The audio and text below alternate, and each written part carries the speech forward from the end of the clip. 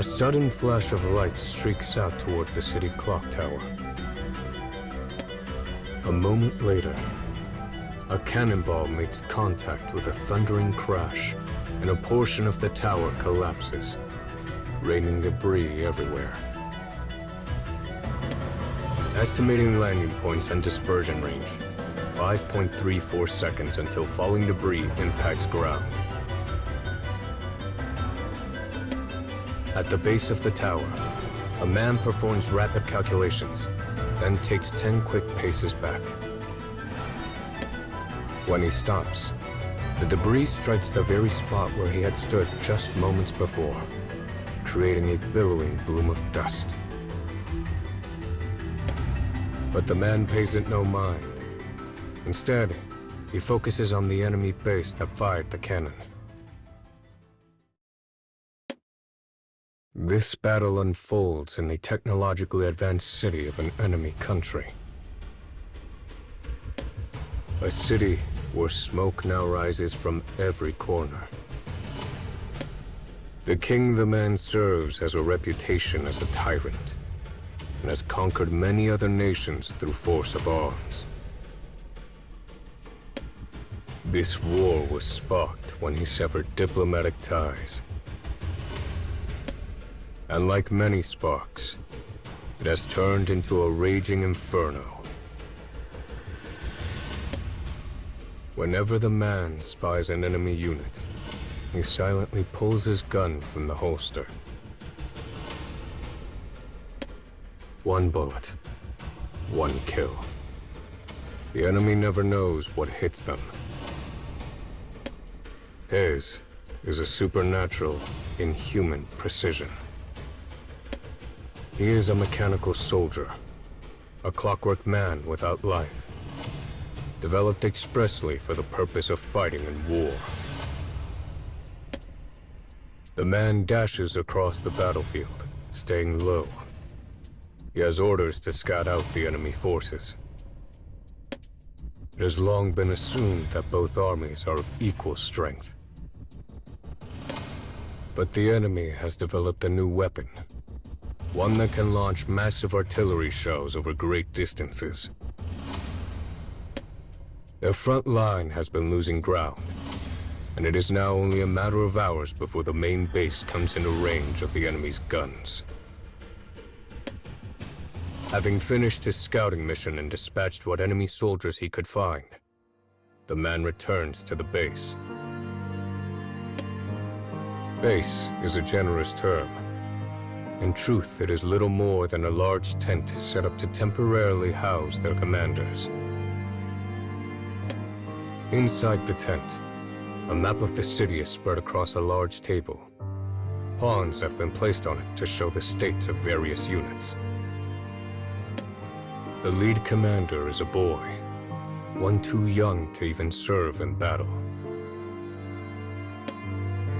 Your decision, Highness? The Highness spoken of is the boy, the kingdom's eldest prince. It is he who sent the clockwork man on his scouting mission. And though the prince volunteered for this command, he now finds himself with the unenviable task of making decisions that hold sway over the fate of the entire war. Eventually, one of his generals suggests using some of their own men as a distraction in order to get the drop on the enemy. The prince frowns at this proposal before rejecting it. He is still clearly a boy in thought as well as appearance.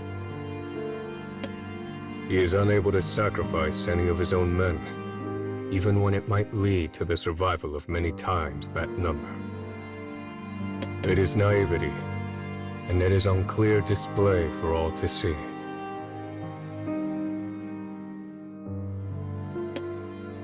The general who made the suggestion scoffs at this decision. "Your hesitation will kill us all," he cries. He slams both hands on the table to better illustrate his point.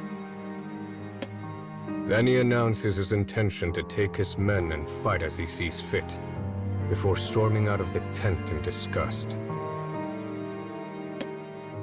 Such division amongst the ranks only worsens the situation. Yet the prince continues to issue commands. It is unclear what so spurs him to action. The clockwork man stands to one side of the tent and watches the prince from the corner of his eye. Though he says nothing, he knows the lack of leadership will eventually lead the enemy right to their door. And all too soon, this comes to pass. "The base is lost, my prince," says the clockwork man. "You must flee and save your own life." "No," replies the prince. "I'll not leave while my men are still out there fighting and dying."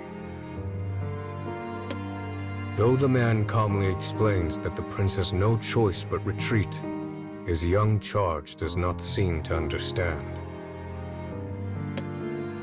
There is a flash. A cannonball explodes into the tent, blowing it apart. All that remains is a massive crater and a few scraps of fabric. The man hears harsh breathing and turns his head. The young prince is running behind him. Just before the cannonball struck, he grabbed the prince and forcibly removed him from the tent. Now, the two of them run through an underground tunnel that leads outside the main part of the city.